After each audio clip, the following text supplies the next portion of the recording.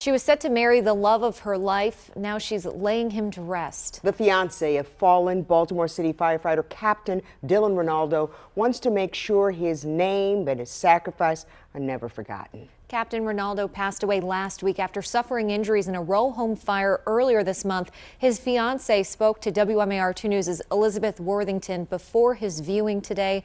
That viewing is taking place at a funeral home in Dundalk, and that's where Elizabeth is live for us tonight. Elizabeth, what did she share with you? Yeah, Mallory, Lauren Ridlon says that her and Dillon were instant best friends, so much so that on their first dinner date, they didn't actually eat any dinner. They had to take their food to go because they just spent the whole time, 3 hours, nonstop talking. After dating for a few years, he proposed to her back in February. She says it was perfect. It was on the beach, their favorite spot. They set a wedding date for May 17th of 2024, and ever since they set that date, they've gone out on a date leading up to the big day on the 17th of each month. Now, I asked her on May 17th of next year what she's going to do that day. She said she'll be aware that this is not the day that it was supposed to be, and she'll be holding him in her heart. But she says this was not the path that they were meant to go on now, and she's going to bring her wedding bouquet to his gravestone. So you were a nurse and he was a firefighter. Both of those jobs you have to be really passionate about. Is that something that you guys bonded over? Definitely.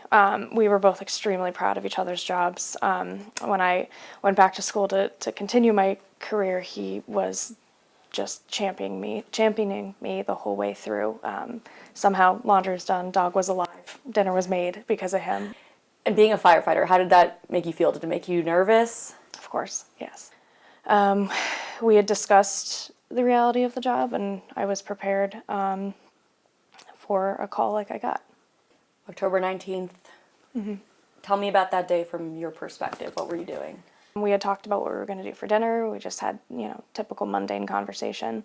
And I actually was trying on my wedding dress when I got the phone call. Did you go right to the scene, or did you go right to the hospital? Hospital. Take me through those, 5 days? I didn't leave his side. I mean, the way he fought for 5 days was just beautiful. The strength that he showed, the strength that his body showed, we were all in awe and impressed with him. During that time, was he conscious? We did have a wonderful day that I hold very tightly onto. On Friday morning, he did open his eyes. We were able to communicate. I was able to ask him questions, and I was able to say I love you, and he was able to communicate it right back to me. When he did open his eyes, was that kind of a moment of hope, of relief almost? Yes, I maintained a realistic perspective the entire time, and the medical team, again, was very good in communicating clearly. We knew a storm was coming, but it was phenomenal to see his eyes. I loved his eyes. His eyes were one of my favorite things about him. So being able to see that he was in there, that we could communicate and that we could tell each other we loved each other, that was all I could ask for. What are you going to remember most about your relationship? What unconditional love feels like. I was extraordinarily lucky and honored to be loved like that. How are you going to honor him now through your life? I'm going to live like Dillon. I'm going to be excited for mornings like he was. I'm going to do some of his bucket list items. I'm going to love unconditionally. I'm going to be brave. I'm going to be strong. And I will ensure that Dillon Rinaldo's name is never forgotten. Now, if you're like me, you might be wondering how on earth Lauren was able to stay so strong and keep her composure during that whole interview. So I asked her that at the end, and she said very simply, we were a team. Dillon stayed strong for me, so I'm going to stay strong for him. And I think that tells you all you need to know about their relationship and about their love.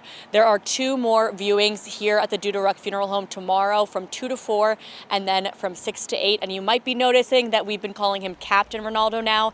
Just today we learned that he was posthumously promoted from lieutenant to captain by the Baltimore City Fire Department. In Baltimore County tonight, Elizabeth Worthington, WMAR 2 News.